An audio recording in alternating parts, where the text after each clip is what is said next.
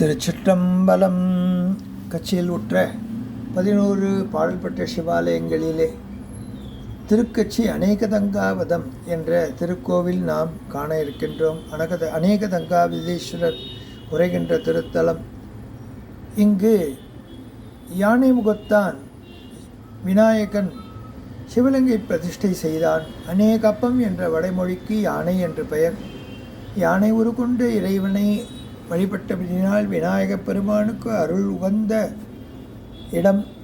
இரண்யபுரத்திலே உற்ற அசுரர்களை அவர்கள் கருவில் தங்கியிருந்த வல்லபை எனும் அவர்களின் சக்தியை தான் பிரித்து மனம் கொண்டதினாலே வல்லபா கணபதியாக இங்கு கணபதி விசேஷமாக அருள் பாலிக்கின்றார். குபேரன் சிவபக்தன். அவன் செய்த வழிபாட்டின் பலனாக அரசனானான்.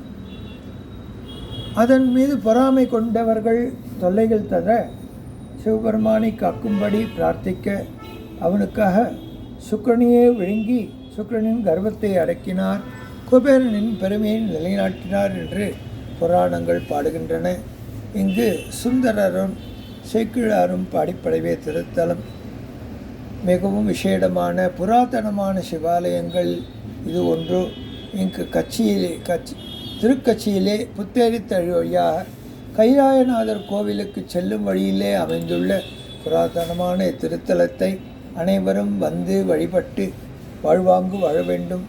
இங்குற்ற சிவனடியார்கள் பிரதோஷந்தோறும் வந்து சேர்ந்து அழகாக வழிபாடு செய்து சிவன் அபிஷேகத்தை கண்டு அதற்கு அபிஷேகாதிகளுக்கு திரவியம் தருவதும் நந்தி அபிஷேகத்திற்கு திரவியங்களை வாங்கி தருவதும் மகேஸ்வரை பூஜை செய்வதும் தனது பிறந்த நாள் அன்றாவது இறைவன் இறைவிக்கு அபிஷேகாதிகளை செய்து புத்தாடைகளை அணிவித்து பெரும் மகேஸ்வர பூஜைக்கு வழிவகுத்து இறை அருளை பெருக்கிக் கொள்ளுமாறு பிரார்த்திக்கின்றோம்.